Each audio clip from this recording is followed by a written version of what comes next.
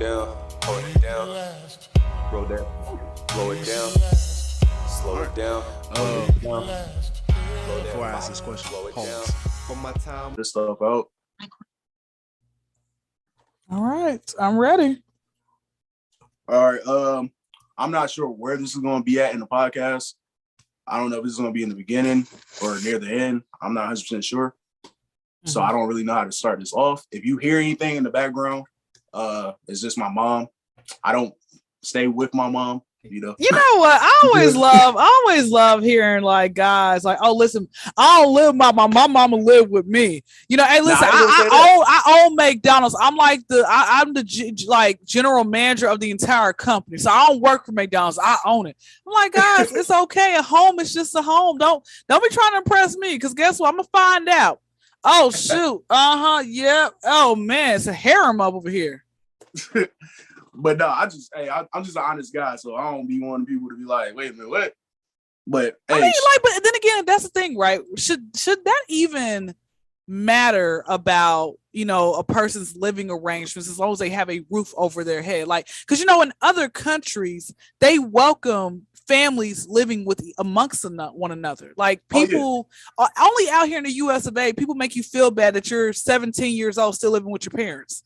Like, and like my mom, she don't want me to move out at all. She want me to like stay and just be like, yo, whenever you're ready to leave, you can leave, but don't just rush yourself out here. Mm-hmm. And I'm just like, all right, cool. But yeah, I grew up with Puerto Ricans. Like, ¿tú hablas español? No, I did not know how to speak Spanish. But I had to live with some Puerto Rican people when I was like in high school. So yeah, they all live together. It's a normal thing to them, you know, sharing the house with like different families and all that stuff. I don't know why it's just like that for us, but hey, well, we can start a podcast like this.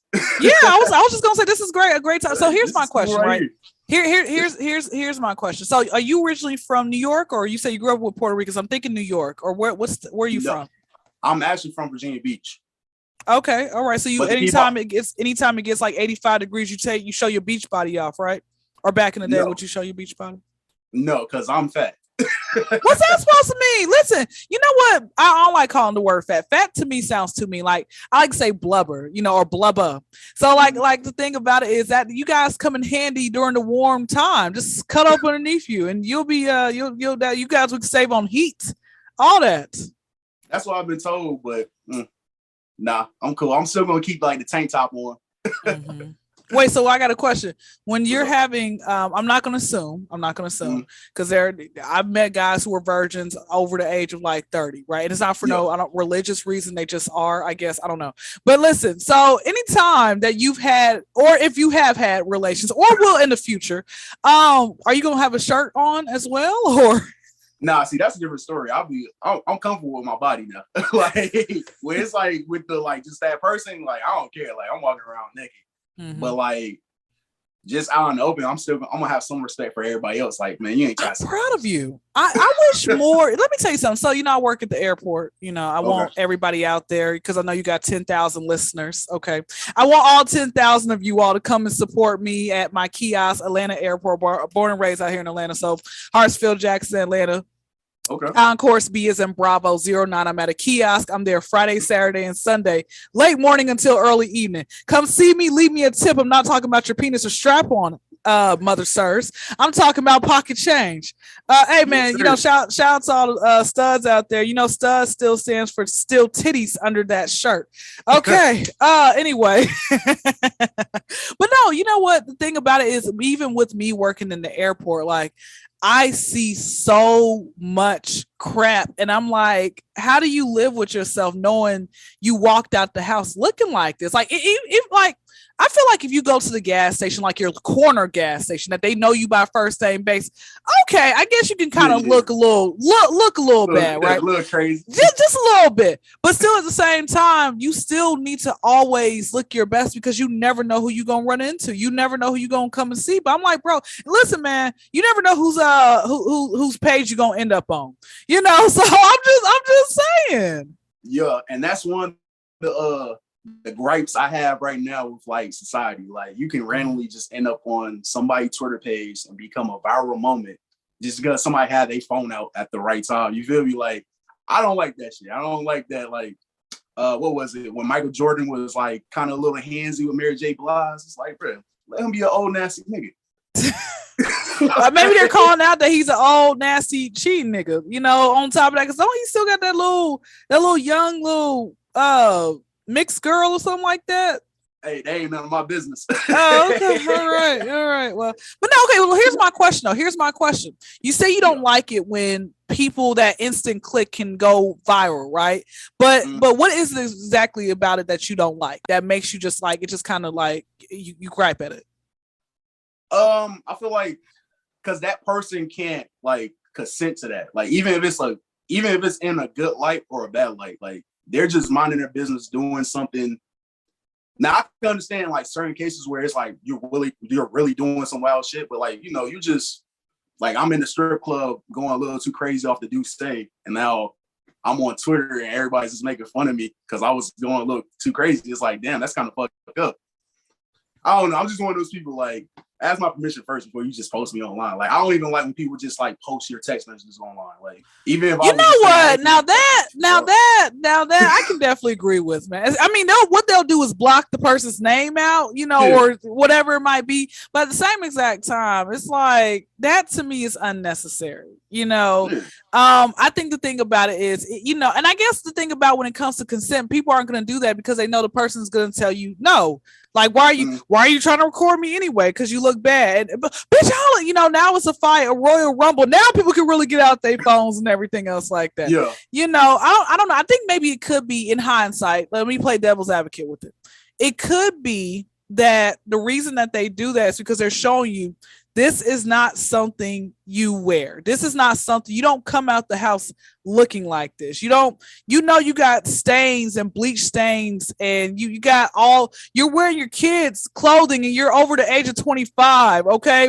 You got, you know, you got your chicken butt out and there's no butt there. Like you got ashy feet and legs. Like this is not good, you know? So I think that's probably what the moral of that story is that you always want to look your best, you know, no matter what happened. And then, you know what, people got on Monique because she had posted a picture of women in wearing bonnets. She didn't show their face, she just showed them wearing bonnets and scarves, and she says you do not come out the house looking like this, and bedtime clothing.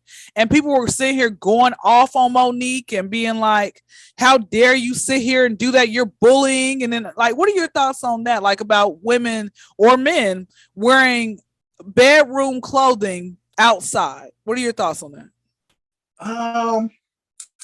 Shit.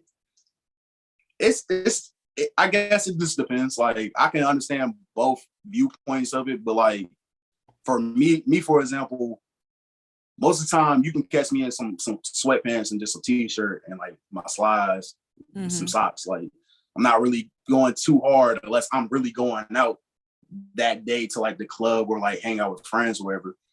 So like for me, it's like kind of mind your business, but I'm also not gonna come out with like, you know, like a shirt with like ketchup stains on it, you know, dirty sweat. You know, I'm not doing that.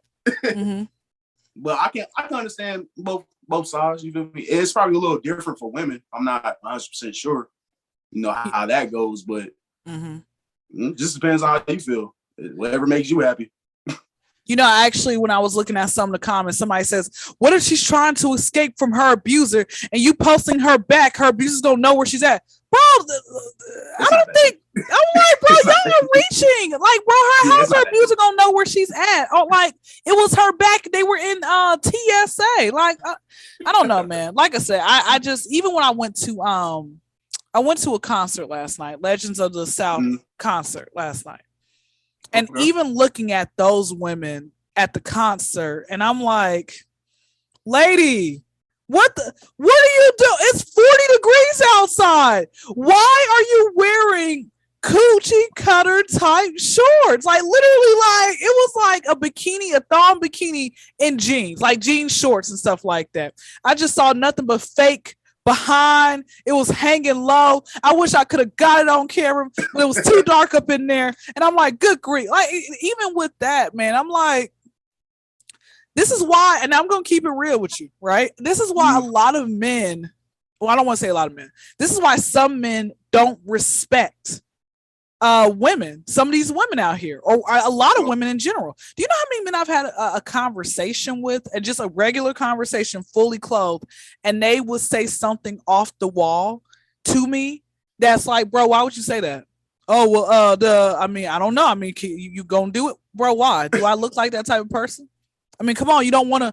No, bro. I'm telling you, this world is so over sexualized, and I notice this thing. I'm not saying that every, because there's that one or few people, groups of in an ethnicity that does the same thing. But I notice a lot of times when it comes with Black women, you know, it's this trend that it's like, okay, what are you doing? Why do you think that this was gonna be it? And it wasn't. Like some of the white women, I'm like, bro, and again, I've worked around, you know, upper echelon Black people, upper echelon white people, lower class white Black, and I notice this thing where it's like a lot of times the Black women who I'll come in contact with, I'm like, you're making us look bad, but I can't say nothing because it's like I'm being a hater. But I'm like, why? This is not a good look. We're getting called something, you know? I don't know. I don't know why the world is like that right now. I'm kind of what's the word I'm looking for? A conservative type person. Like I don't want like everything to be out. So it shouldn't every man. But hold on, here's my question though.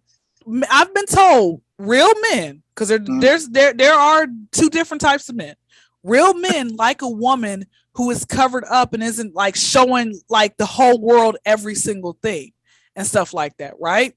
But you know, it's like, but my thing is, it's like, okay, do these real men, like, okay, why is it that I'm not getting approached by these real men? Because I'll cover up, you know, or I'll get approached by the old men who still want sex like in a few hours or so. But it's like, why aren't there more real men out there who are trying to actually, you know, show, like, say, hey, I'm gonna set the example? Because I don't see that all the time. I was like, bro, you're really with her? She has fake body parts. How, is your penis not bruised from hitting that? Like, I don't know. I have trouble in the women department, so I can't really fully say I can. What are some of your issues that you have with women? Do they ask you how much money you make in the first day of talking to you? Nah, I don't have those issues. I don't have none of those issues. Like I'm not like the conversations that be happening online. I really just be like, bro, who are y'all dealing with? Because like when I have a regular conversation with a woman, it's they're not asking me about money. If they are asking me about money, I'm probably not gonna have a conversation with you again. Like, and it's a way to bring it up. Like, if you are dating to marry somebody, yeah, y'all need to have those conversations. But on the first date, probably not. Probably not. Mm-hmm. And if I see you out, if I meet you and you dress a certain way, I should probably think that's how you dress. You're going to dress all the time. Like, ain't nothing wrong with showing a little bit of skin here and there. But like, if we're just going to the movies and you trying to have your ass and your titties out, then I'm just like, all right, dog, like, what are we doing right now? Have you ever spoken to a woman, ever had a homegirl of yours who was that attention seeker? Dang, I really don't be that deep into it. I'm pretty sure. I mean, yeah, I'm pretty sure. I'm definitely, I think I got a homegirl right now. She's probably just using me for attention. And, okay. It's cool. But, we can get into that. I want to get to know you first. And I want the people to know, because we've been talking probably for like a good 10 minutes right now, who I'm talking to. Okay, let's do it. Go ahead and introduce yourself. KYNDRA Crump, born and raised in Atlanta, HNIC, soon to be called Dr. KYNDRA Crump when I get my PhD in child psychology in due time. Ooh. I'm like the wife of rapper the game, but yeah, I guess we're going through our differences because he still ain't responding back to my DM. That's who I am in a nutshell. Okay. So how you start doing stand-up? Well, being a comedian online, but I have seen a couple of your clips doing stand-ups. Stand-up came June of 2021 last year. Okay. I did it because it was finally time to do it. Like people kept saying, "Hey, you're funny, go after." I was just like literally procrastinating, putting it off, Okay. afraid of failing, whatever it might have been, whatever my fear was. Mm. I was afraid. So I said, "Okay, I am gonna just make sure that I just do it like Nike, right?" And I started, it was with a no. Very first time I remember doing stand-up was earlier in that year. With a podcaster. And then I did a comedy show with other comedians. I was first to go. It was pretty unorganized with the promoter.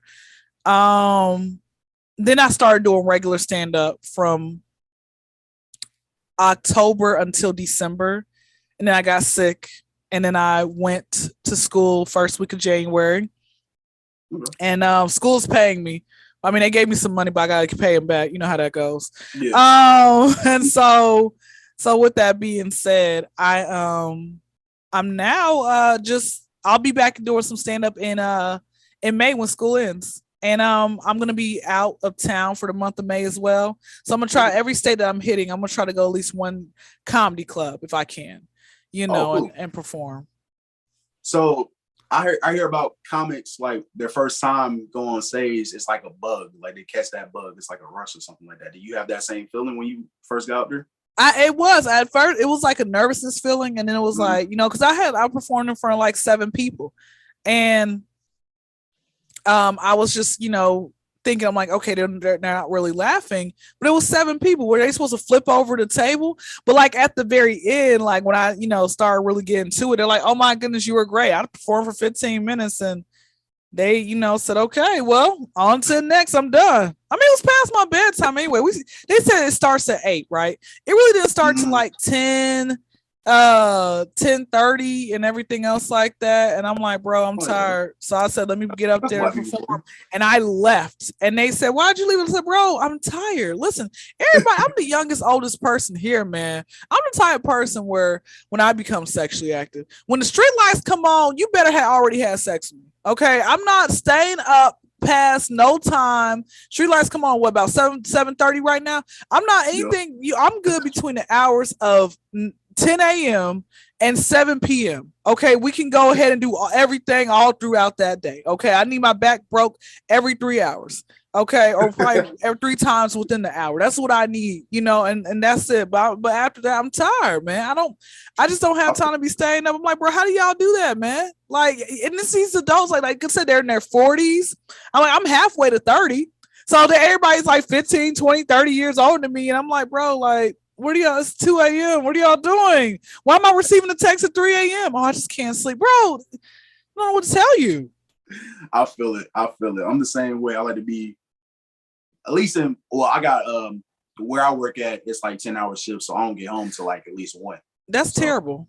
So from 1 to 11. Wait, hold on. So let me guess your shift. From 3 to 12? 2 to 12.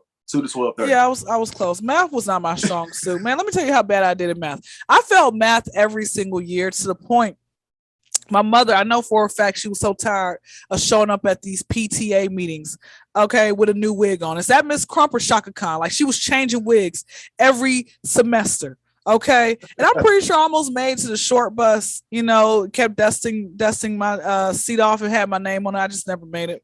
It. I know how it is. I almost made to that short bus too. I had to do classes when I had to pull you out of class. The remedial classes? Yeah. I like those classes. I'm gonna tell you why I like those classes. I like those classes because I feel like children learn better in smaller settings versus a class of like 30 or 40 kids. Like, bro, like what? And then Bush has the whole leave no child left behind. Do you agree with that or disagree with that? Shit. I was a kid when that happens. I mean, once you actually got like older and knew some knowledge of it, did you agree or you didn't never got really too much knowledge into what? I never got too much knowledge of it. From what I have heard, if I heard correctly, kind of not, because I feel like what's the point of pushing somebody ahead of class, pushing somebody ahead if they don't understand the subject? You know, that's not helping them at all. That's not beneficial to them. That's just hurting them in the long run. And it did hurt me in the long run when I tried to do college, and I was like, nah, I don't really understand this stuff. It really will. It really will hurt you, especially now. Let me ask you something. The school that you went to, was it a lower class, like high school? Was it lower class, middle class, or upper class type of setting? Okay, so if anybody know Virginia Beach, there's schools that are lower class, but it's really not like that. And then my mom was in the military, so she was able to make sure I went to like good schools. I probably went to one high school that could be considered bad, but it's just because it was so many people going there. Like you got kids from the inner cities going there, and then kids from like the rich neighborhoods going there. Mm-hmm. But other than that, I went to pretty much these schools, like real good schools. Can't complain. So wait, if they were really good schools, do you feel like they lacked in the fact of not just passing you along and not really seeing if you're lacking in something, like when you had to do the CRCT? Okay, so for me, it was when I was in elementary and middle school, mm-hmm. They really cared. When I went to my first high school, it was a football high school. If you wasn't playing football, they didn't give a fuck about your grades. Like mm-hmm. They only care about the football players' grades. So like, and I was just a knucklehead those first 2 years of high school. So when I did that, like my GPA was probably like a 1.9. Then when I went to my other high school, I got some sense back in my head, was done trying to run the streets and shit. And then I was able to get back on another program, and they was able to help me out, get me to like a 2.2 or something like that when I graduated. Okay. My psychology brain is kicking in. Okay. How old were you around how old were you when you first jumped off the porch? Around what age? Shoot. Probably like 14 or 13. Who was your father figure at that time?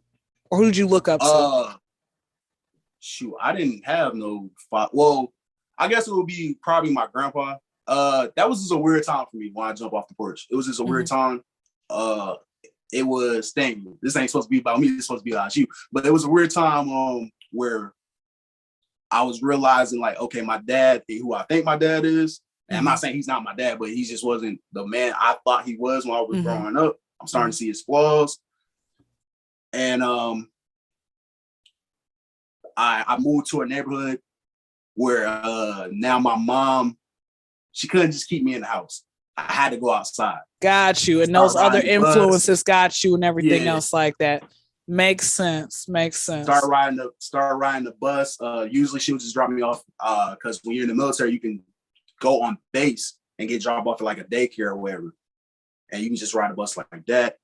Or I had family friends where I just like spend the night at their house, and they would live in like nicer neighborhoods. So at this point, when I jump off the porch, I just so happen to just land into like not a good neighborhood. And then the influences, shit. My family is kind of like that already. So it wasn't like it was new to you. Oh, okay, gotcha. Yeah, it wasn't new to me. It was just like, okay, now this is my turn to do it. But I realized quickly, oh, this ain't for me.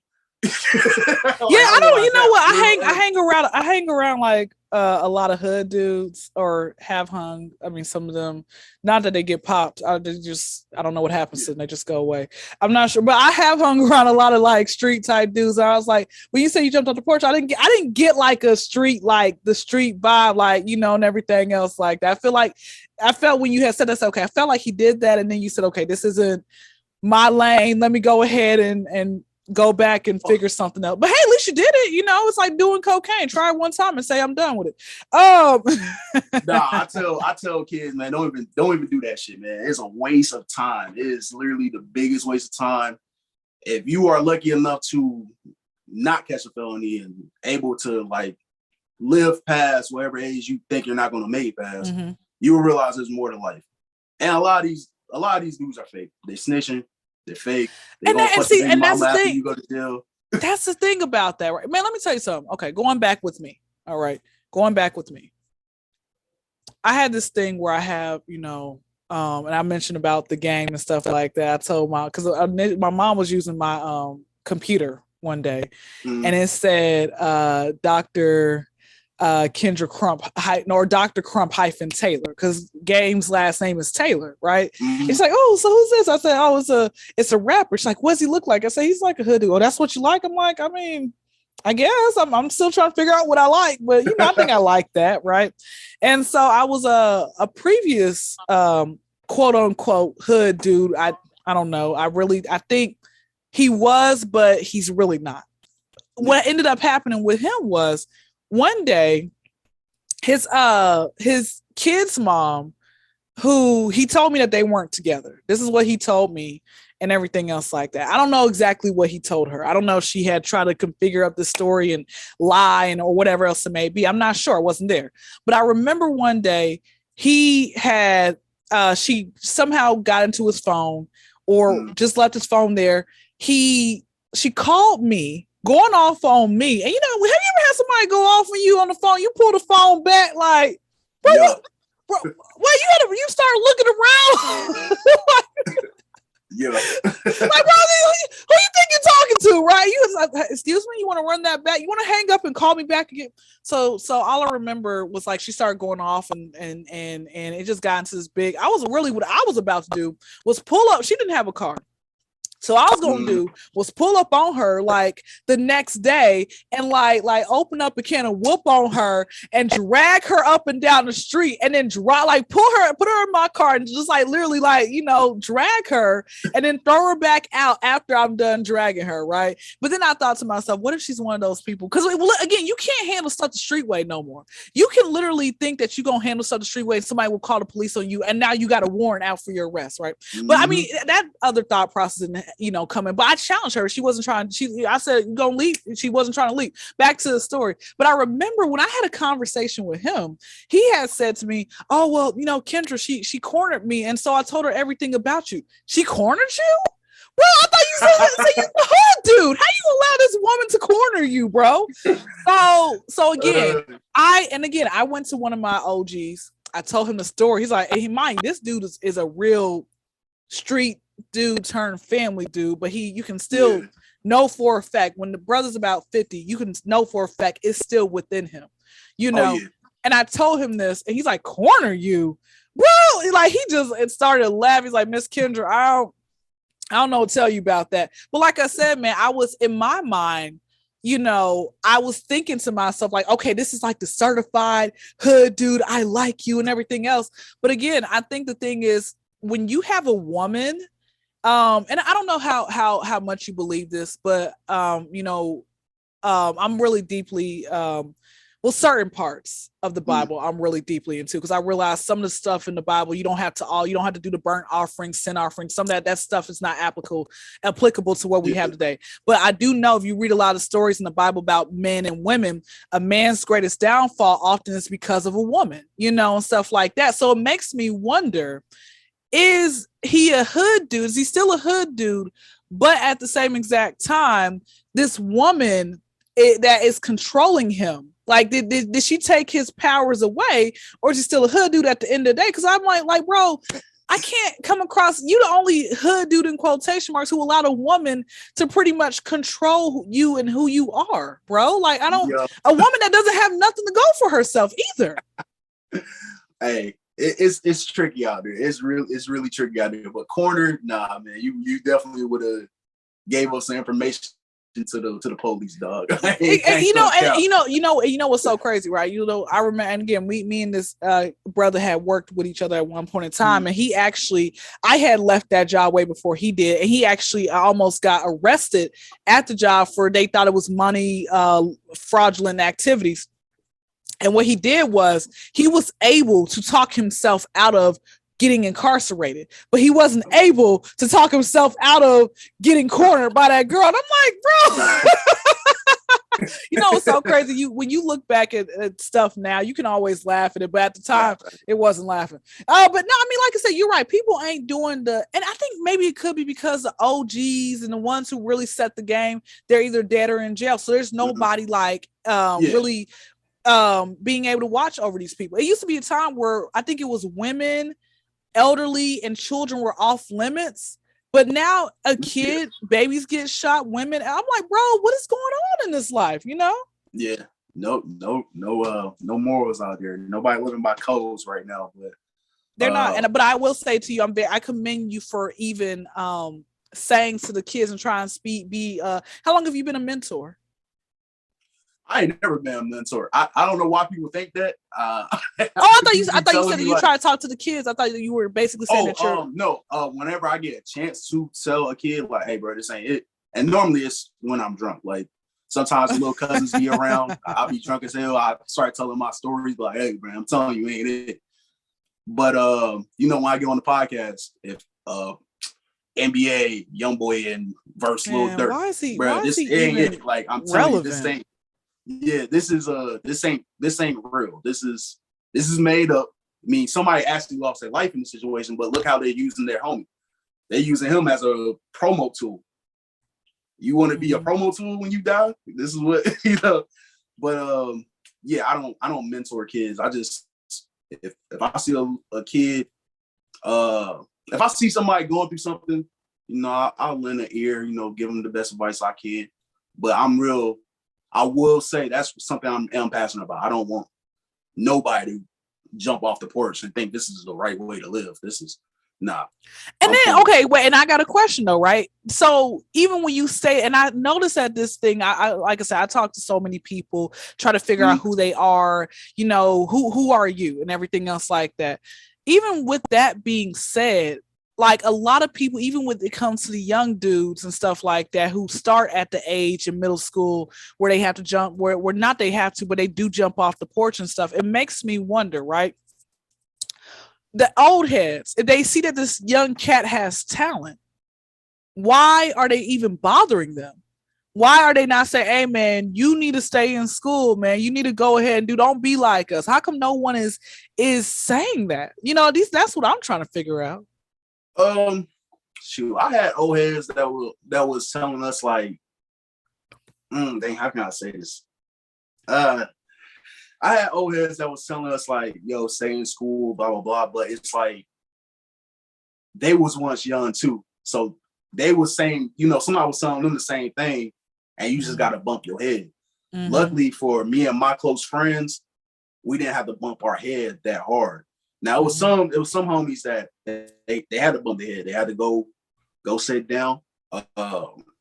Somebody didn't make it, but luckily for me, my circle, not a lot of us had to go sit down or somebody got killed or anything like that. But I don't think the old heads are really. I can only speak for my old heads. They were still young. They was in their early 20s, mid 20s. And, they got kids at home. They ain't trying to worry about nobody else's kid running around out here in the neighborhood, trying to sell a little bit of weed. Mm-hmm. You ain't doing nothing too crazy. So, why am I going to bother? You just trying to put some money in your pocket. But they ain't realizing that. Okay, I can tell you a story.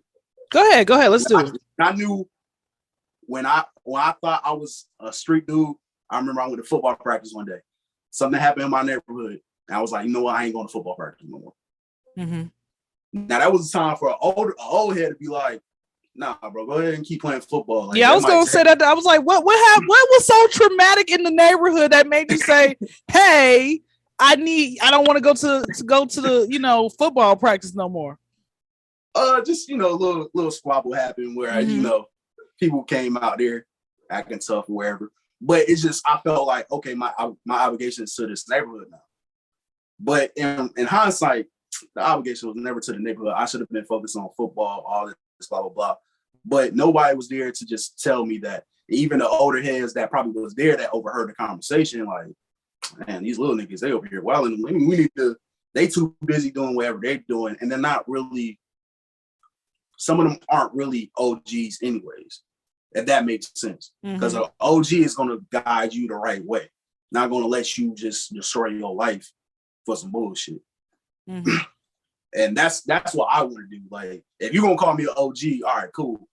but I'm gonna at least make sure you go. All right, bro. You ready for this episode? As ready as we gonna be, man. All 2-man right, show, you know what I'm talking about? I hear you, man. It's crazy, man. What the fuck we gonna do about Glove, dog? I don't know, man. If they fuck around, give him more time, but we might have to get a replacement. For real, man. So, I low-key know this white dude. I think his name is Blove. He might be a good fit. white dude. Yeah.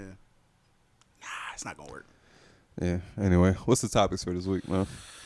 Man, sports, man. Some more bullshit. I was locked up till they let me out. The fuck? Fuck, bro. Man, what the fuck you doing over What the hell you doing here, man? When you get out? Just got out, man. Okay. Damn, nigga, how the fuck you get in my crib? Bro, your door was open, bro. You need to start locking your shit. No, it wasn't. How y'all doing, though, man? Y'all Man, good? We good, man. How you doing, bro? Bro, you wasn't scheduled to come home for another couple days, bro. Nah, man, I was good, man. You went ahead and let me out, you know. But everything good, though. Stopped by old girl crib. Make sure she wasn't tripping. Oh, girl. We got everything straight. Your white baby mama? The one that got you locked up? Yeah, to say all that, bro. First of all, she didn't mean to get me locked up. It was a misunderstanding, and she not white, bro. Stop saying it. Why you look nervous, bro? Yeah, I know, man. I hope you learn your lesson, bro. Come on, man. Good, man. Everything good, man. Anybody try you while you was up in there? Hell nah, bro. With these hands, nobody trying nothing. All right, man. All right, man. I guess you ready to pod? Hey, what's that smell, bro? It smell like pork chops, bro. Oh yeah, I got some pork chop sandwiches. I brought y'all some. Y'all want some? Bro, wasn't you just Muslim? Oh yeah. I tried it out for a little bit. It wasn't for me, but you know, it's an experience. I guess, man. Well, I feel it, man. Podcast though, man. I'm ready, man. All right, let's yeah, get it. about to say, it sound like you ready to pause. Yeah, So, man, let's get it, man. yo, what the fuck was that? Somebody knocking on a slick door. Somebody. Who you bring with you, bro? Nobody, bro. I'm by Damn, is that myself. Julius, bro? I know Julius has got about a. Julius. Damn. Police, open up. Yo, sound like, is that the police, bro? Sound like they looking for you, House dog. here. Glove. I knew your ass got out too early, Come man. on, bro. What you doing, bro? Yeah, man. I ain't do nothing, man. I thought I was supposed to be out, man. I ain't trying to go back, man. It sound like you about to go back, bro. It sound like they serious. You might want to hop out that window, bro. I'm about to go to the door and see what they talking about. I don't want to go back, man. Hey, bro, if you need, I open it. I'm jumping out. Wait.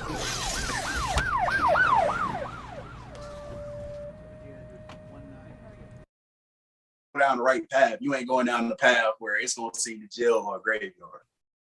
I hope that answer made sense for you. No, it does. Then let me ask you: Okay. did you ever write any of your friends who you grew up with who are in prison, or you just left that alone? No, I definitely I had a couple homies that went to jail, went to prison. You stay in touch with them. No send me Good. money. Go put some money on the books. Here's $5. Go get you some noodles. Yeah, see, when the game was broke down to me, like being a quote unquote real nigga, those were the things that I was told that was supposed to be that's what makes you a real nigga. It's not like that for everybody else. I know dudes that just post their homeboy all the time, free him, and then they ain't sending him no money. You know what? Okay, here and that's something else. Is it really even with the whole free you, bro? He robbed a bunch of old women and shot his mom. Are y'all putting free him, bro? No, let him stay where he needs to stay. That is the dumbest thing in the world to me. And once I realized that was dumb, I stopped doing that. Like I'll support you, be like, hey, bro, like here's a letter. Here's some money on the phone. Here's some money on the books. But I ain't going to say free you, bro. Like 9 times out of 10, you did some dumb shit. Now, you might be innocent, but most of the homies that I had that went to prison, they did some dumb shit. They admit they did some dumb shit. You feel me? As long as you ain't make a statement, then I ain't got no reason to not fuck with you. Got So, you. yeah. Got you. Now, That's that true. is one thing I'm trying to get rid of, too, is like the no snitching shit. Because I feel like I really do believe in like holding on to those values. If you're in the streets, don't snitch. You better stay 10 toes. Whatever happens. And I was gonna say, once you decide again that lifestyle, that's on you. Why are you sitting here? Oh no, bro, why would you get in the lifestyle if you really not about that? Like that's don't you realize anything that you do, you're taking penitentiary chances. So why are you sitting here scared once you realize you're gonna have to do 30 calendars? That's what you did. You knew That's this. what you did. That's what you signed up for. But now that I'm not a street dude, it's still hard for me to break out of that. Like to be like, oh, no snitching. It's like I'm trying to just tell myself, it's like, bro, you don't have nothing to prove. Like, well, let me ask you this question. Mhm. If somebody did something to a loved one of yours, Mhm. would you want to know who did it? Or would you be like, I guess it was their time? Because that's how you got to look at that as well. That's why it's like the snitching thing could go either way. Like if somebody did, you would like to know who is the person. So because they could be out, they hit 2 of your family members, right? Yeah. You're going to want to know who this person is. Or you don't, or like, what are your thoughts on that? My thoughts is, if the people around me truly knows me, they probably, for my safety, they wouldn't tell me who did it. Just let the police handle it. Personally, I would want to know, but I know how I would react in that situation. So if you really fuck with me instead of letting me throw my life away, you would probably just like, yo, don't tell Scott what happened. Let's just let the police figure this out first, and then we'll confirm with them that that's the people that did it or not, or they didn't do it. But yeah, I would like to know. I'm not gonna say, well, I would like to know. I would like to know. I think we should all know, we should all know these things. But I know, with that being said, I'm also one to deal with the consequences of what happened if I get caught for knowing the information I know. And if you're not willing to deal with that, then most likely you shouldn't. Even if you know or don't know, it's really up to you. Like, what you gonna do about it anyways? You might as well call the police and let them know where them boys at.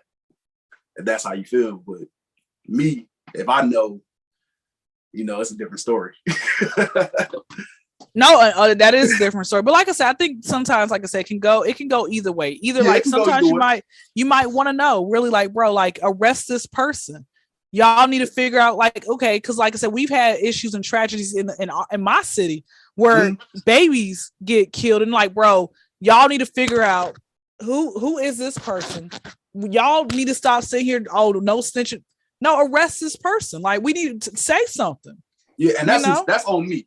Like, if you're a regular civilian and you know somebody just shot a kid, bro, call the cops. Like, it's okay. Like, bro, get that man off the streets. Like, hey, get these niggas off the streets if they're doing wild shit.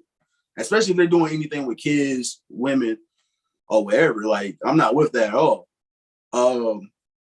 Yeah, don't just be quiet because you trying to live by a code that you trying to live by a code in a lifestyle you don't even participate. You go to work, pay taxes. That's what you pay taxes for. You might as well call the cops and make sure they off the street so you can be safe. Like, I ain't trying to walk around with somebody out here just killing people. Nah, lock them niggas up. I got a joke that I be telling to my dad. I'm like, if a nigga's still out here selling crack, I'm calling the cops. Like, why are you still selling crack in 2022? Hey, wait, I got a joke to match that. Hey man, I be looking at black folks crazy when I find out that they doing meth. Like, you should have stayed with crack. That too, yeah. I actually went on an outing with a crack dealer, and he told me this is I'm at a stage in my life of dating right now. How is it dating in Atlanta for you? It has piss in it. I think that's everywhere. It's a dating scene in Virginia. Have piss in it. Well, I'm in North Carolina. In North Carolina, how's the dating scene in North Carolina? Is it pissy? I would say maybe I'm not attracting the right people. No, that's everywhere. You know why? Because it's social media era. So I went on this outing with this dude who I found out the very first day he's a crack dealer. Okay. And sells weed, but mainly crack. He told me after we left the restaurant, the first day, doesn't know what my first and last name is. Oh. I know what car he has. I don't remember the license plate, but he told me that's what he does. Right. He showed me his product as well. Let me hold it. It was warm. I felt so. I was like, ooh, this is bad. I feel so. I kind of wanted I thought it was it looked like a bar of soap. Anyway, it looks like shea butter, like how for the ones who ain't never seen crack before. Yeah, and it's really warm, but I guess because we were in the car, it was sitting in the car. So, but anyway. So did he think that was gonna start to move. Like, I asked him. He said he makes scratch. 36. He told me he makes $3,600 a day. I asked him, can I hold some money? You think he let me hold some money? No. So that's why I went and snitched on him. I talked about him on my podcast. I said his name. I gave his Facebook, all that type of stuff. And he disabled his account.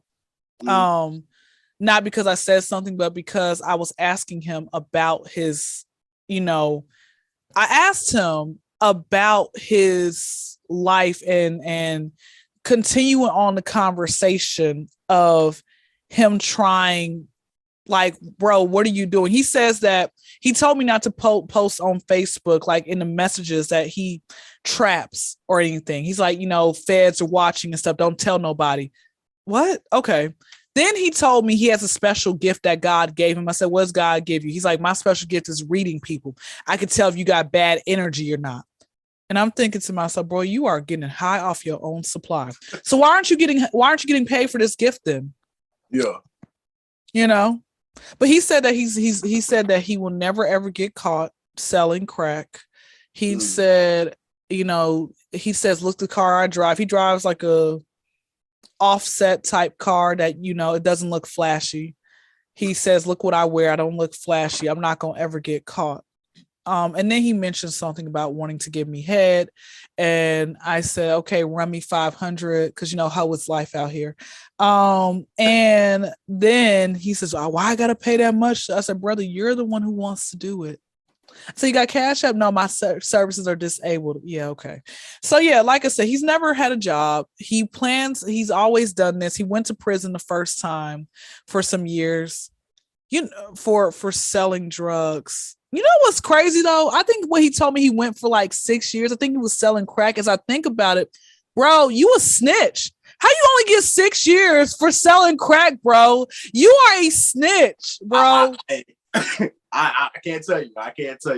Hey, So, I ain't gonna put that jacket on. So with that being said, it was Cracker Week, one of those. But even that, like if you have a kilo, and here in Georgia, we're illegal.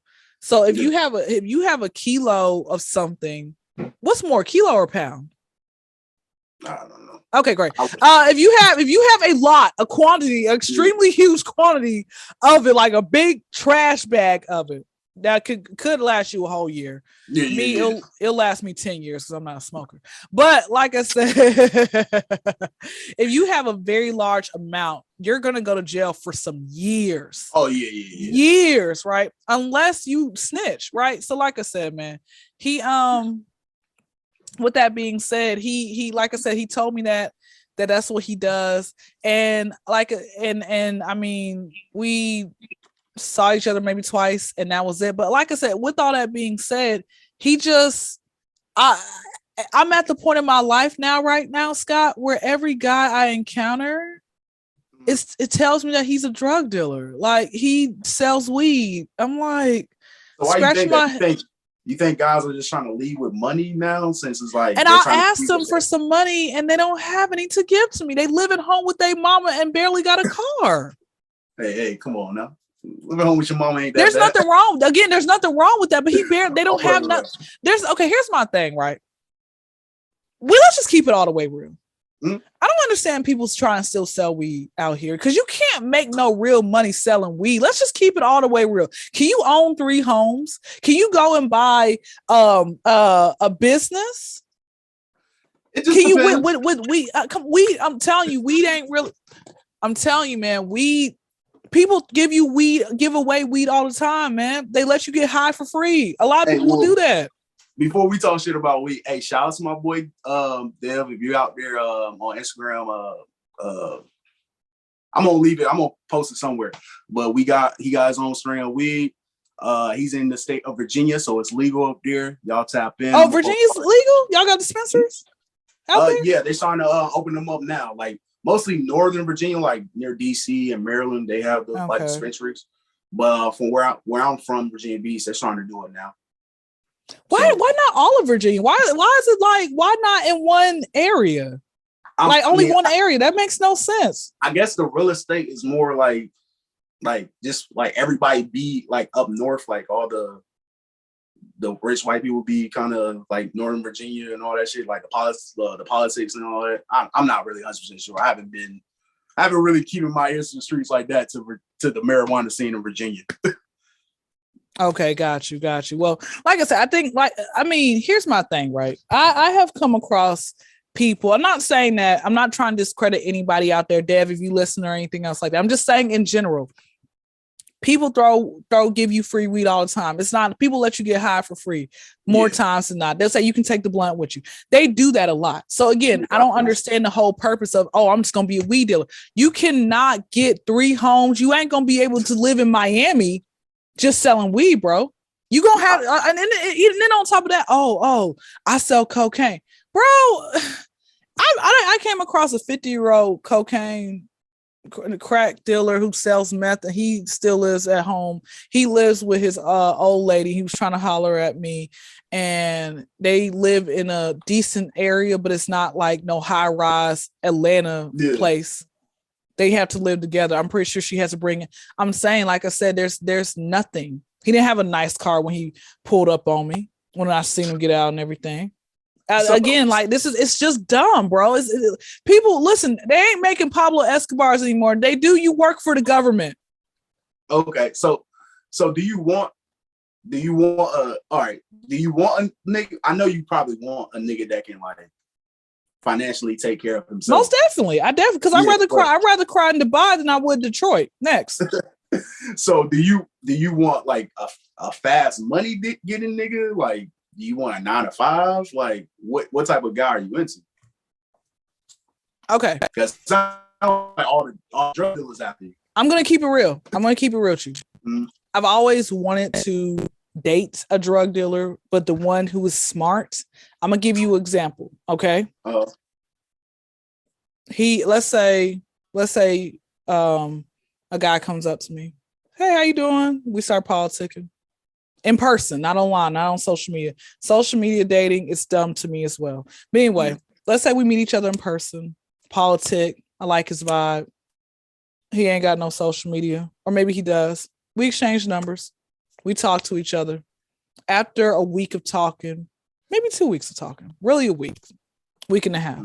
Hey, is it cool if we, he asked me, is it cool if we hang out? I would like to see you again. Can we go to a park?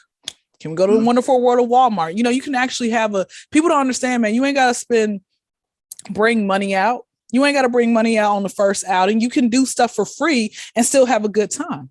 Right? Yeah. Get you a KYNDRA. Anyway, back to the story. So he says to me, yeah, cool. That's cool. Hey, and then I'll ask him, so what are the best days for you? Or he'll ask me, what are the best days for me? I let him know my schedule. Okay, cool. I'm off Tuesday and Wednesday, right? He's making up a shift. All right. Or something in that realm, a smart drug dealer. Okay. So then we go hang out. And then afterwards, he's like, after we hang out that first, day, he's like, hey, are you good financially? Did you eat? No, I already ate, earlier. What about tomorrow? You going you can shoot me some? Okay, here's $300. Go get your nails done too. Bro, I ain't give you no booty, bro. Did I ask you that? Just take the money. So it's like he leaves money like the gingerbread crumbs of drug dealing, right? And then after like 2 or 3 months later, then that's like kind of real. I realize I'm like, bro, I think this boy's a drug dealer, but I'm not gonna say nothing. He's not gonna say nothing. Something like that, okay? I want a fantasy like that where like they don't tell me that that's what they're doing. I figure it out. They make it seem like they have like a corporate job, but they really aren't. Stuff like that. So like I said, I would like to date those, but I had to be born in 1970s to have dated a guy like that, because this day and age, these kids, I'm telling you. Bro, if you were a woman and you're having dudes slide up in your DM, they will tell you the first day that this is what they do. They're gonna let you know after a couple days of talking to you. like how you stated. In the very beginning of the conversation, you stated that you have an issue with people posting texts and posting that on feeds and stuff like that. Well, what they'll do is, what people don't understand is, when you post these messages on apps and whatever else it may be, even if you may delete it, it's never deleted. Yeah, it's never I could screenshot everything you're saying just because and posting it out there. Yeah. It's never deleted. What you put out there in the world online is never deleted. I'm telling you, if social media, Facebook wants to bring it up, they can locate and track every single thing that you do. But like I said, man, to me, it's one of those things where that would be nice. But going back to what type of guy do I want? Definitely. And I can hang out with him for fun for like a few months and until he goes to prison and on to the next. But someone who actually, if I don't like dealing with a dude who I have to wait until payday to get something for. Hey, can we wait till payday? Can we do next week, bro? I can get it from a drug dealer. He gets paid every day, bro. So somebody, like I said, somebody who actually is financially set, who I don't have to wait for payday. If for example, I ask you, hey, can I get $500? Cool, no problem. That's all you need. They don't have to dip into their savings account. That's it. Dang, that's crazy. I feel like, come on, man. Nothing's wrong with a nigga saying, hey, just wait until I get, wait until Friday. You feel me? Why should I? But if it's Monday, why should I wait until Friday? Why do I have to wait until that? It's something I'm not asking you all the time. It's like once every few months I'm asking. If that. Every time the season changes. If that. But guess what? You know what you're gonna be asking for a lot? You know what you're gonna be asking for a lot? Some cootie cat. Oh, why don't you wait till payday then? We'll even swap ain't no swindle. Hey, I ain't gonna be mad at him, but all right, I guess.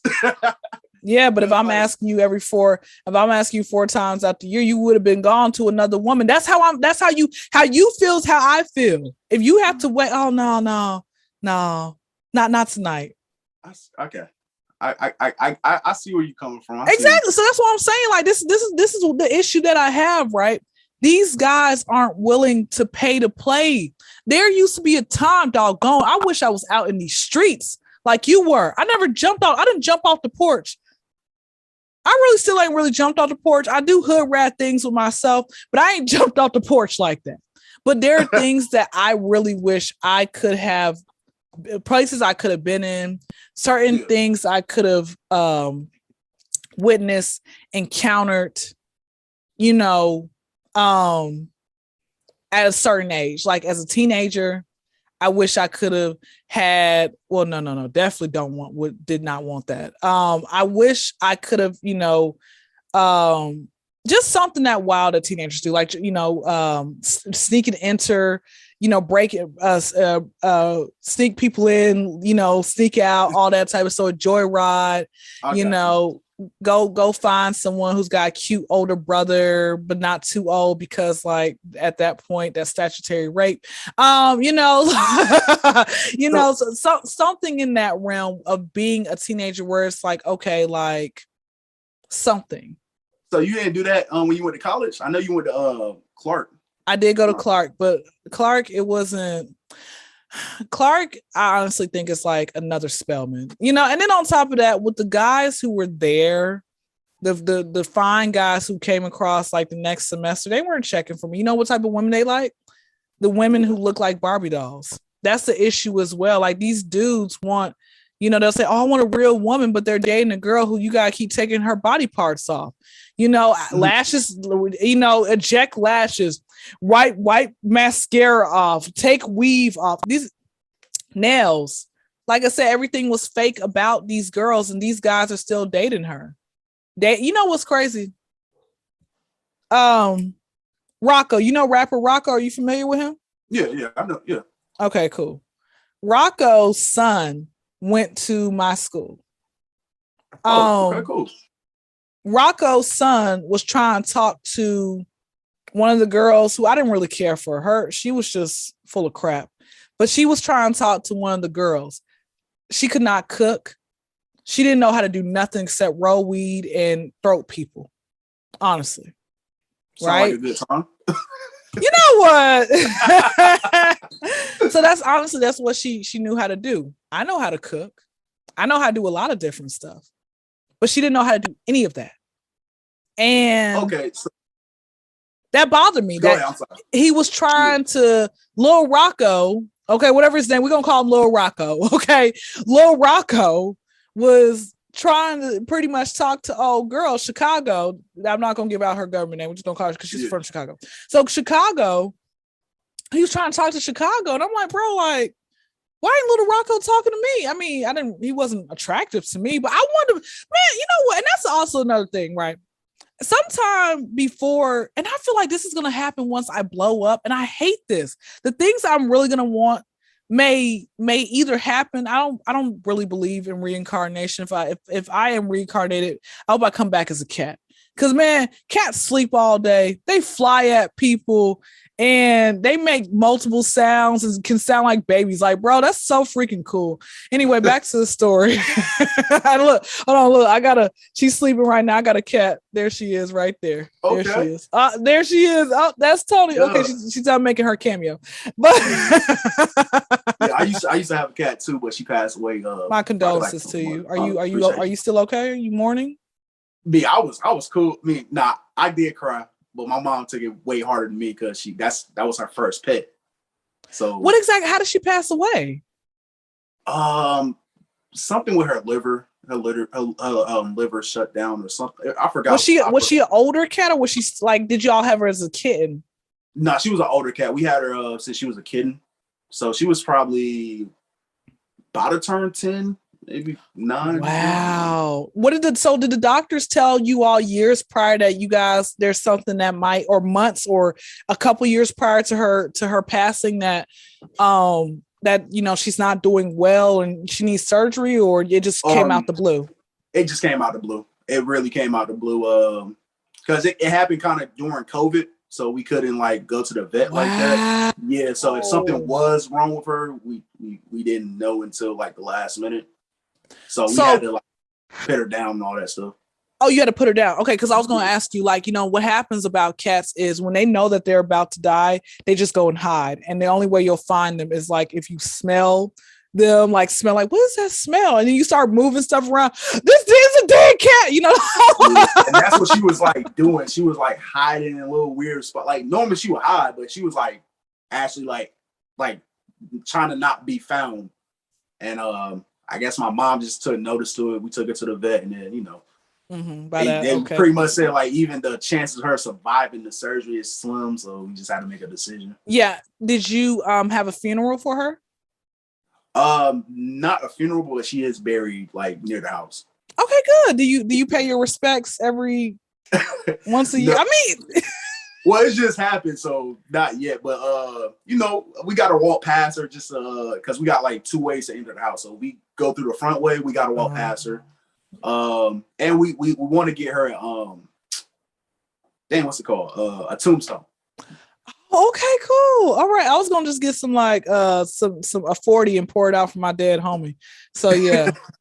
Like I said, but no, Tony is 3.5. We found her. Well, I don't know how much is true the story is, but my brother said his friends were walking one day and they just heard a meow in the box, and he asked if, do you want the cat? And I'm like, bro, I don't think mom is gonna want any pets in the house. And so he brought the cat anyway. We were trying to find like, I guess, a home for it and stuff like that, but couldn't find it. So Tony is this is my pet. I'm trying to fight my brother for child support, but he ain't got no money.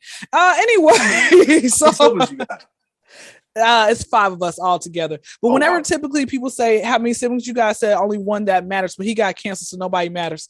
But no, it's 5 of us all together. Everybody is like 15 to 19 years older than me.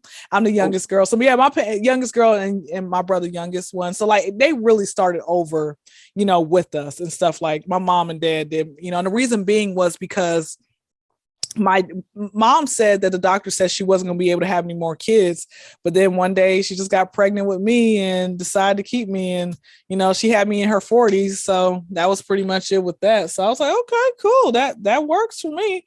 Is your parents still married? My dad had okay, so elementary school, my dad, backstory. My father was vice president of Sony and Warner Brother Records. right? Oh, okay. He was the original HNIC. Now, this is in the 80s and 90s. So think of anybody who was big in the 80s and 90s. Okay. Anybody. Yeah. Yeah. That's who my father's. Yeah, Bob Marley, Michael Jackson. Yeah. Tupac. Okay. All of these people. Sometimes these people might come to the house. I wasn't born then. I'm like, what type of crap is that? I did meet Jaheim, and he sung to me on the phone. I was 7. I was so excited. Back to the story. So, I saw this meme about Jaheim and Too Short. They said, look, Jaheim made a song called Put That Woman First, and he looks so old. Too Short said something about fuck a bitch or something. Yeah, like that. Yeah. He looked young. But no, with that being said, so my father, like I said, he did the, whole Warner Brothers thing. My parents on paper were married 25 years, but in reality really was 5 years because of a lot of infidelity. My dad told me prior to his transition back in 2017, he told me mom had cheated first, and then he cheated. But say that again. He just spiraled out of control with the cheating.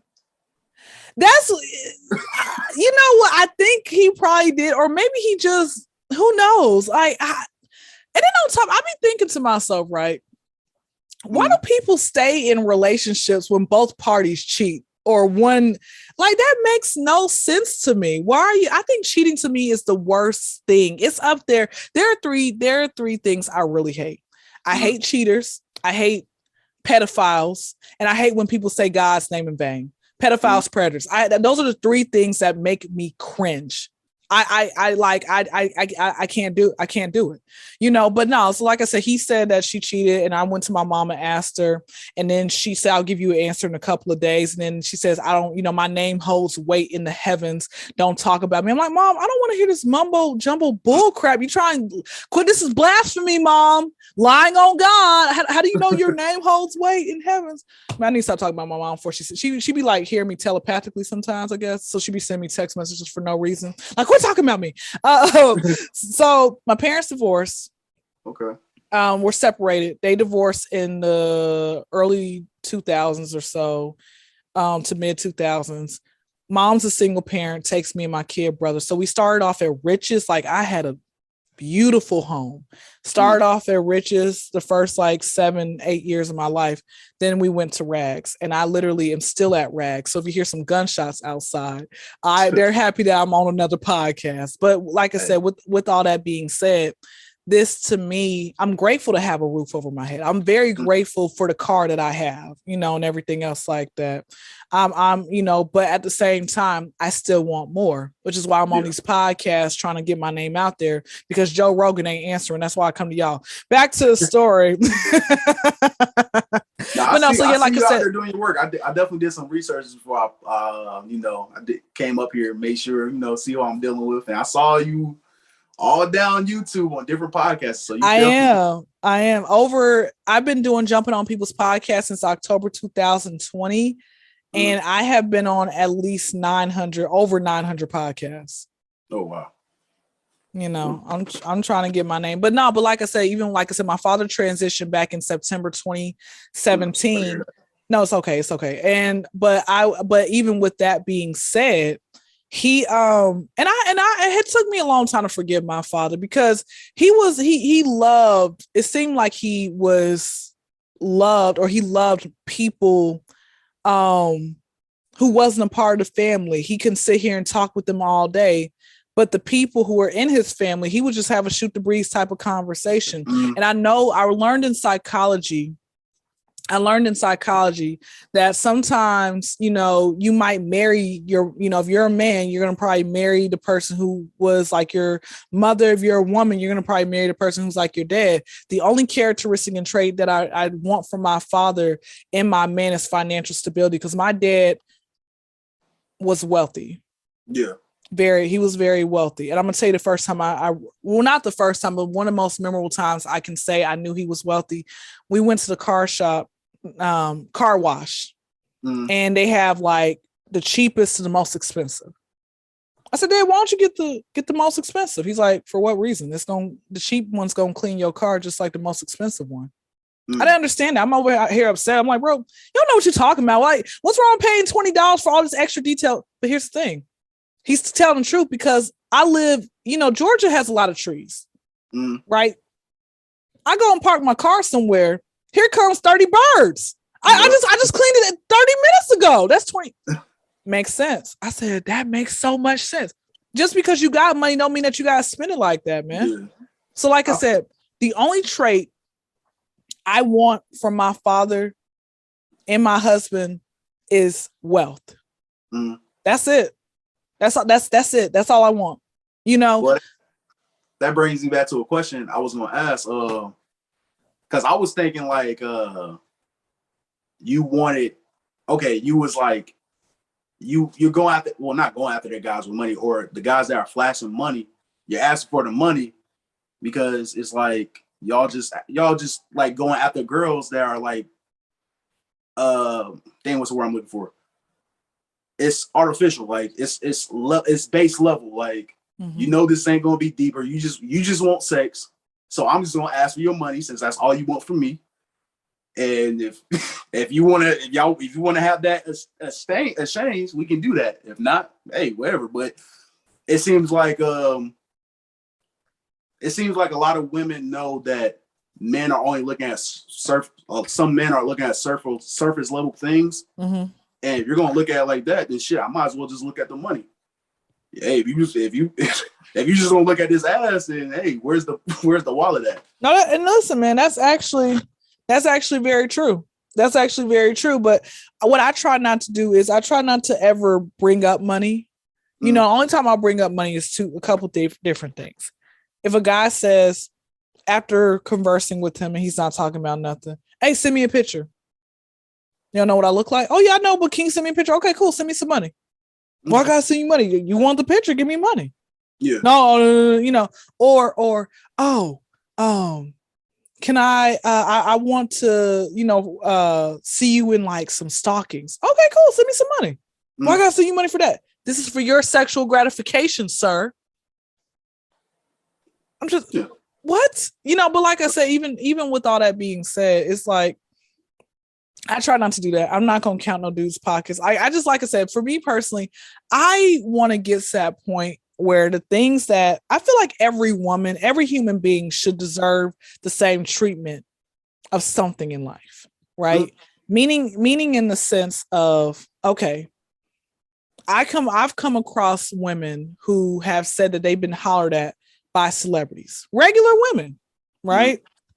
I think, and again, I was going to lead and say that I feel like the things that I really want, unless it's like, in another lifetime, I feel like the things that I want now here on earth aren't probably going to happen until I become well known. But by that time, I'm going to be like, bro, I was prime example. And we might have to do a part 2 for this. Cause I know it's past both of our bedtimes and stuff like that, man. I was out, even though I'm young. I told you, man, my bed, when the street lights, I think they put in melatonin ever since daylight savings came. They must have put some melatonin in daylight savings. So I'm like, I'm tired. Why am I getting sleepy at 9:30? But now, what I was going to say was about a month and a half ago, I was at the bank. Cam Newton, Cam Newton. Of course, Cam Newton. Of course, I'm a Panthers fan. Of course. Sorry for y'all's loss. Hopefully y'all win next year. Anyway. Cam, I've seen him twice. Maybe two and a half, three times. The first time I came across him, the interaction was just so ugly. It was like, bro, but I could tell he was immature at that point. So I, just left it.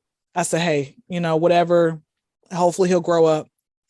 Many years later, I can see the growth in him.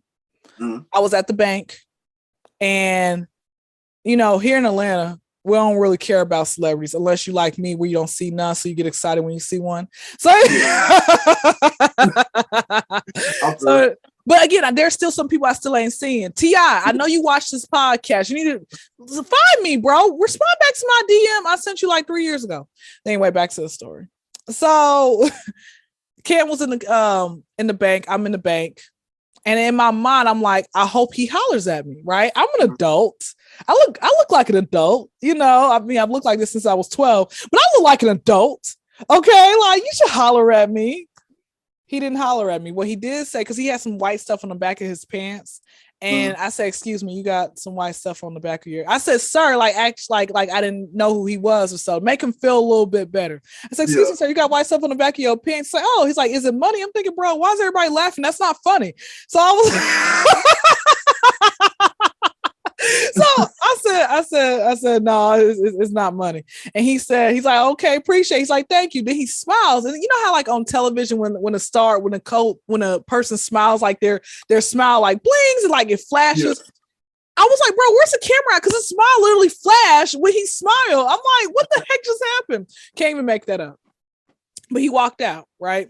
And in my mind, and you know what was crazy was 2 weeks ago on Sunday, having a conversation at the airport with his two of his nephews, just randomly, and they told me that they're related to him. And I said, bro, your uncle should have hollered at me. And they just all started laughing and everything else like that. You know, but again, like I said, I have had conversations with people who said that they have smoked with celebrities, that they have been hollered at by celebrities. A lot of women say, oh yeah, I dated the drug dealer. I done dated the hood dude. I done did all this, that, and the third. And I'm like, why is this not a part of my life? And I was having a conversation with one of my friends, and he said to me, Kendra, because it's a chance thing. That's it, everybody's life. Do you believe that everybody's life is set up differently, where what's going to happen with you is because it was a chance? Like if you were just happened to be in the car of a drive-by, it was because maybe that was a chance of your life. Or if you happen to see a drive-by, maybe you were just supposed to be there. Like, do you believe in that? Or do you feel like there are certain things that you can just place in your basically manifest to make happen? Kind of both. I believe that there is something watching over me because the stuff I done been through, I done got lucky multiple times. And I also believe you can make stuff happen, you know, with willpower and like actually getting up off your ass and doing something. You know, Kim K was right in that sense. But yeah, I believe in both pretty much. Got you. Well, yeah, like I said, it's just like that's something that I want. But somebody said, Kendra, they said, what's going to make you? They said, yeah, you're a pretty girl, right? People tell me all the time I'm attractive, you know, and stuff like that. But they said, what makes you to say, hey, why should this rapper holler at you? Or because I had this girl tell me, one of the girls at the airport said that Young Dro was the first man to lick her butt a few years ago. The very first man. Like I said, how did this happen? And she said she skipped school one day. That's something else I never did, bro. But the thing is, at the school that I went to, I don't know about your school, but the school that I ended up going to was one of those schools where if you missed school that day, they would call your parents. Yeah, that's how it was for us. You know, so I mean, but the only thing is like, but how were you able to skip school then? Like, how did people like skip school? That's what I'm trying to figure out. How did what did your parents say? Or did you give them the wrong phone number? Or what I learned is a lot of parents didn't really care back in high school. And that too, that's what somebody, you know what was crazy was in high school, I remember in high school, you know, cause like I left high school a pure virgin, like literally the most I ever did. One of my neighbors, one of my former neighbors, who actually, when I go to Pennsylvania for the first time, I'm breaking my Pennsylvania virginity. When I go out there, I'll be like in the Philadelphia area. Okay. But when I go out there in May, I had hit him up and say, hey, you know, he's single and everything else like that. I asked, hey, could I stay at your place for like this amount of days? I'll buy you guys liquor, you know, clean up, whatever. He's like, cool, come on. But I remember the very first time, this is like 10 years ago. I remember the very first time I had showed him my breasts and he had shown me his penis. I'm like, pause, no homo. I was like, oh my goodness, it's so big. But you know, when you're a kid, everything looks big to you. So I don't know if it still looks like that. Now I'm not going to figure out in May if it still looks like that, because I'm not crossing that line. I promise you, I'm not. But but like I said, even even going back, I kind of lost my train of thought, what I was saying, but no, I do remember. But like I said, that's as close as showing our privates, or my top private and his lower private. We never showed both lower privates, but even with that and everything else like that, like that's as close or as far as I've gotten, with anything. Yeah. But with that being said, it's like even having kids in school who were very sexually active, who would have the house parties, all that. And I'm like, bro, how are y'all's parents? Like, are y'all's parents not home? I remember one day I asked this one boy, he looked, I'm telling you, man, if I'm pretty sure, I feel like Genuine, the singer, could have had a love child. These three boys, they look exactly like Genuine. They would have been his kids. They look exactly like him, right? Hey, you look exactly like him. And so I remember I asked him, I said, hey, what where's your mom? Is your mama never home? Like, bro, he's like, no, my mom, she works from home. I said, so how are you able to get all these women in your house? He's like, well, when she goes to the grocery store, I time it out. She be gone for this amount of time. When and then on top of that, like this is during the time he didn't have a license. I'm pretty sure the other girls didn't have a license. So like, are they walking? Are they riding their electric scooter over there? I be thinking this type of stuff, right? He's like, and he says, sometimes the mom goes out of town and when she goes out of town, oh, it's on. But like I said, with all that being said, even with that being said, it just makes me kind of just wonder. I'm like, and that's something I had wanted as well. I always had wanted to have my mother. It was my mom, my sister. It was always like a lot of people in my house, but I always wanted them to not care. Like I always had this thing where I did not want them to care because, and still to this day they care, but there are times I'm like, bro, I really don't want you to care because I'm like, I just want to be out.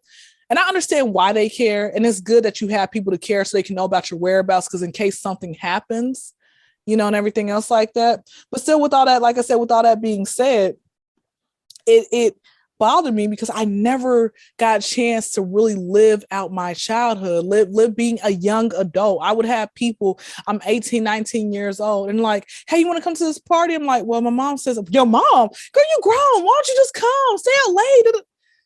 Like I said, to me, I really, I hate that. Okay. I really hate the fact that I never ever got a chance to live that life. The closest thing I remember, I was like 16 and there was a guy who was 20 and he knew how old I was. And so we had I just remember we had like a 45-minute conversation, but he was trying to hit on my friend first.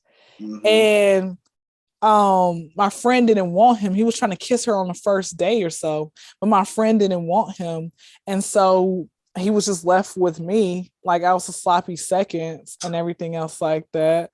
And he was a handsome guy. He was a really great dresser as well. That's what I did admire about him. He dressed pretty well.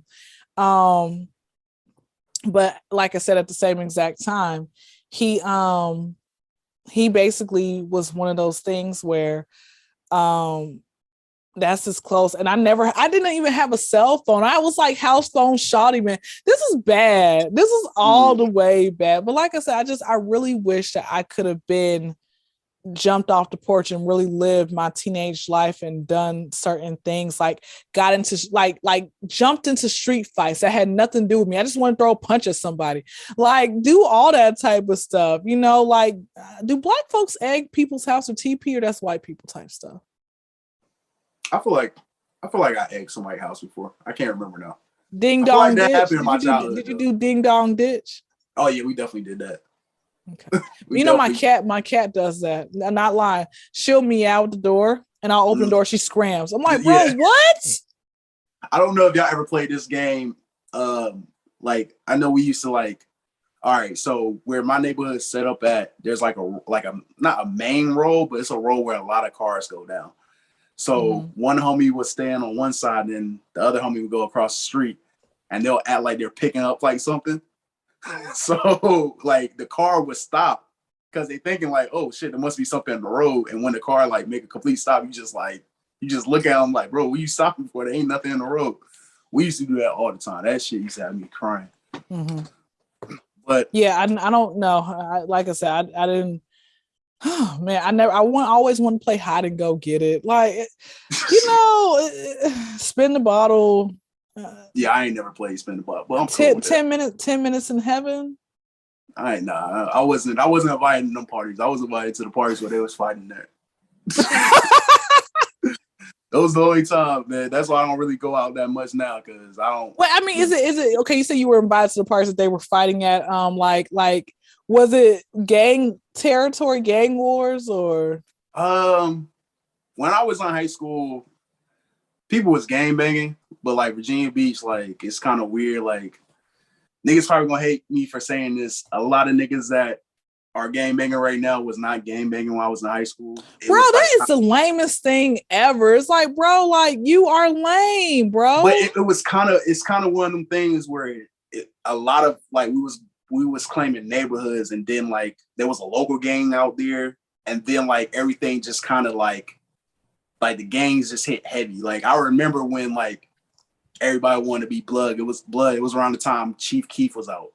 So it's like once that Chicago drill music happened, then niggas was like, oh, now we gotta be Blood, or we gotta be this and that. Like my city is kind of weird in that aspect, but now it's like I can't really explain it. Like some people still just rep neighborhoods, some people just rep like the gang, some people rep both.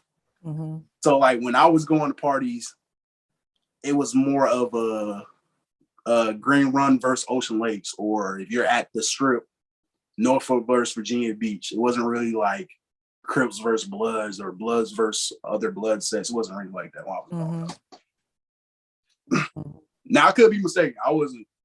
I was really in my neighborhood doing my own thing. I didn't really pop out in other neighborhoods like that. And if I did, I was definitely with somebody I was supposed to be with, and not just roaming some random neighborhood. But I came across on Vice is on YouTube. Came across a dude who looked like he was 30 or like late 30s, who was trying to join the New York Crips, and he said my sister got killed in a drive-by. Go look it up, man. Yeah, I know what you're talking about. I seen that video before. He said my sister got killed in a drive-by. For all the ones who haven't seen it, he said my sister got killed in a drive-by, and he said that he just wants to be a part of something. I had to skip all the way at the very, very end, because the whole process was just taking way too long. I'm like, let me just see what's gonna scroll. Oh shoot! Password. And the thing about it, they can't say fight back, nigga, fight back. I'm like, bro, how's he supposed to fight back? It's 30 of y'all. Yeah, 30 grown ass men on just one on the playground. Imagine you go to the playground, you just see that happening that day. Yeah, I would have so much questions, because I'm like, bro, why is these grown men just jumping this one man right here? But you know what the thing is, when he had mentioned about how he wanted to join the gang and all that other type of stuff, I'm thinking to myself, I'm like, because he said he wants to fit in and belong. I'm like, bro, I could be your friend, bro. Like, yeah. Why do you want to? Your sister died. Your sister, I wonder if he has Instagram so I can slide in his DM and be like, you big dummy. But I'm like, your sister died by other gang members and you're trying to join a gang. How do you not know that gang didn't kill your sister in a drive-by, bro? Yeah, man. He wanted to join the New York Crips. Boy is 30 years old, joining the gang. Hey, people would just want to fit in sometimes. I think it's just dumb, bro. Like, what do you like? And then on top of that, what do you exactly get out of gang life? A lot of people they need to do their research in history, man. Gang life actually used to mean something positive, very positive. They used to keep the bad people out of the neighborhood, the really bad people out of the neighborhood who just, what are you doing here? They would make sure people would get to school. It was a positive organization. It started turning negative when the government saw how positive we were, and they put the drugs in our neighborhood and everything else like that. And so now people are doing the drugs and they're turning on each other. Like, I thought it was crazy how Nip, one of the gang members, I feel like Nip had was in the same, I feel like they were in the same gang with each other, but the guy who shot and killed Nip in broad daylight, bro, and now you got to have protective custody, your entire time in prison. What type of crap is that? Why do you have that protected custody? Why not just allow him to get what happens to him? That doesn't make any sense, bro. Like I said, it doesn't make sense. I don't know. I know. Nah, I ain't gonna say that. It doesn't make sense. So any young kids, man, look at how it might seem fun, with the cars, the women, the money, all that shit. But man, most of them gang members, man, they be sad as hell, bro. Especially when they gotta do all that time going to hella funerals or your homies backstab you. Like you said, look at Nip. Like his own homie killed him. So I mean, but you know what, that, like I said, man, it's not, there's no loyalty in any of that. No. There's no loyalty. And that's why I say the best thing to do really is not to try to get involved in street life. Don't sit here. There was somebody who told me a few years back, he said he was in Chuck E. Cheese and a dude has flag out around a bunch of kids and Chuck E. Cheese. I'm like, bro, who the freak is gonna be sitting here trying to start some crap in Chuck E. Cheese? It's Chuck E. Cheese, bro. Hey, be some big ass kids out here nowadays. So hey. I don't know. I think, like I said, for me personally, I think it's just, all of it is just being goofy. I think it's stupid, even when it comes, down to guys trying to holler at me and they don't have, like, if you see that I'm traveling, even if I'm not traveling, if you see that I'm in school, if you see that I'm doing something with my life, really trying to make it, but you coming to me and you're in prison already trying to holler at me, or you're coming to me and you are only selling weed and you don't have no real type of job. That's not unless you own a dispensary, bro, why am I talking to you? What do you get out of this? What am I getting out of this? What is your, and then on top of that, the weed men who be trying to holler at me, they never ever want to give me free weed. What sense does that make? See, now you talking to the wrong weed man. Well, I mean, I know, but okay, he's really about his business, or I know, but again, if you want to holler at me, but you're not gonna give me free or discounted. Yeah. I'm not saying give me a trash bag of it, but like, just, bro, hey, you can throw me a free 3.5. What's wrong with that? I definitely feel you. I definitely feel you on that. But some weed men be about their business, so I can't be mad at a brother for that. And that's the thing, though. I understand you want to be about your business, but how are you supposed to? How am I supposed to be impressed if I'm paying full price? And you're going to want some sex at the end of the day. This is what I'm saying. It goes back to having relations. You're going to want some form of relations from me, but you're not going to give me no free weed. What? And see, now I'm like, all right, I get your point. I do get your point on that. You want my time. Time is worth more than money, right? Time is worth more than money. Oh, yeah, of course. My time is something you can't get back. You cannot. Money returns, but time is something that you can't get back. Yeah. Facts. So you want my time. You want to spend time with me. You want to be on the phone with me. How come you ain't answering the phone, bro? You're not paying me. Why should I answer the phone? You charge me. You're charging me for weed. You want me to spend all this time with you. You want me to basically give all myself to you, but you're not. What do I get out of it? You're using me, bro. I definitely feel you. But if I didn't have to work in the morning, that's what I was gonna say. Let's do a part 2, bro. Let's do a part 2, because I didn't go wash my butt anyway. I will be free tomorrow, probably around like maybe 2 or 3, somewhere around there. If you want to do it tomorrow, let's push it back maybe next week, because I got a couple phone calls or a phone call I gotta make, and we back off spring break, so I gotta really rejuvenate. That's cool. Next week, or the week. Let me know. Let's do, if you want to do a Monday in the next couple of weeks, we can do a Monday. It's either or. Yeah, I'm about to say my schedule. I'm gonna have one of them schedules where it's like I work 2 days and then be off 3 days, and then the next week I gotta work 3 days and then be off 2 days. I'm gonna have one of those type of schedules. So I won't really know. Man, that's bull crap. Look, I'm trying to stop working for the white man, bro. That's why I'm doing these podcasts. But just in case we don't get a part 2 in, go ahead and tell the people where they can find you, just in case. But hopefully we get a part 2 in. We definitely will get a part 2. Like I said, I know I'm gonna probably be hibernating tomorrow and you know, me and Tony, we're gonna be uppercutting each other, man. Times she just comes and bites my back of my leg and then runs off, and I'm like, I try to bite her leg and she gets the claws out. Anyway, I feel you. We definitely gonna do something because, like I said, because I have a lot more to. I have a lot more to say. I want to go in depth about what I want as far as with these men and stuff like that, you know. But my Instagram is the KYNDRA CRUMP Show. So D as in the KYN as in Nancy, DRA, CRUM as in Mary, P's and Paul Show, SHOW. My YouTube is KYNDRA CRUMP, KYNDRA space CRUMP, and my own podcast. And you're more than welcome to come on my podcast. It's on Friday nights at 9 p.m. Eastern Standard Time, or whenever you get a chance to come. That's typically the times that we have it. Okay. My podcast is called the KYNDRA CRUMP Show. And you can find it. Just type my name in on Google, and you can Google me. And honey, I'm Google. Listen, when I went out last night after the club, I went to a comedy show. One of the guys, he was working security. Like, I think he's a fake ass security guard because he just had a shirt that said security. I'm like, bro, they knew that you was a big dude. And they just found you, said, like, we want to make some money this weekend. So, so he's like, hey, I know you from like comedian. I'm like, oh my gosh, give me a hug. So I always get excited when people see me in real life, and you know, stuff like dope. That. I always get excited. That's dope as hell. But yeah, we're gonna do a part 2. Hopefully we can do the part 2, and then I can chop this up in a way where pretty much it can be its own episode, and we don't have to even do like a little segment or wherever, and you know. But yeah, hopefully we can definitely get a part 2 in real soon. And yeah, man, y'all go follow her. Make sure y'all like and subscribe, all that cool shit. But this has been another episode from Plus You, a podcast from Man, nigga fucked up, so I get high at night. Drink a fifth for that weight, so I can vibe through the night. And my demons talk to. I be trying to fight, but lately I've been thinking about leaving this life. Shit.